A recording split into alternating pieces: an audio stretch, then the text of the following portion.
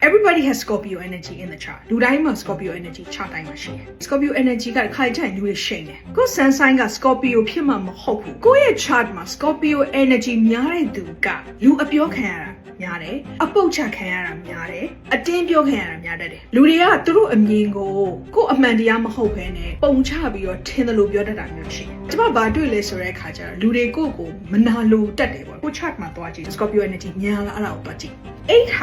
8 house က Scorpio လွှမ်းမိုးတဲ့ house 8 house မှာ planet တွေများတဲ့သူကိုယ့်ကိုသွားကြည့်လိုက်ဒီ8 house ကိုလွှမ်းမိုးတဲ့ sign က Scorpio အဲ့လိုလူမျိုးတွေကတော်တော်လေးလူရေးပေါင်းရတတ်တဲ့ခါကျရင်ဟုတ်ဆိုအနီးနားလူတွေကပဲကိုယ်ကိုဓာတ်နဲ့ထိုးသွားတယ်ကိုကသိရမှာကကိုယ် Scorpio energy များတယ်ဆိုတဲ့ခါကျရင် you're likely to get attacked by people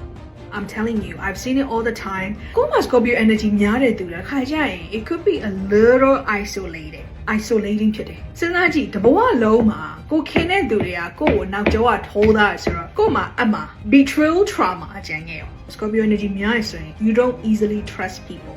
But the way you make money through your power. အဲ့ဒီ power ကိုသိဖို့လိုတယ်။လူတွေကကိုယ်တော်မရောက်လာသေးကိုယ်နာမည်ကြားရနေရှိနေတာ။ကျွန်မရဲ့ personal experience အရာရော and also people with a lot of Scorpio energy ကိုက you born with that အဲ့ gift နဲ့ကိုက power ရှိရယ်ကိုအတန်တော်မကြားသေးကိုနာမည်ကြားတဲ့လူတွေရှိနေပြီရှိပလိစေ let them get over it ငါမှရှိရယ်အဲ့ power ကိုတော့နင်တို့ရှိန်လို့အတွက်ဆိုပြီးတော့ငါအရာမချဘူး that's a Scorpio that's your power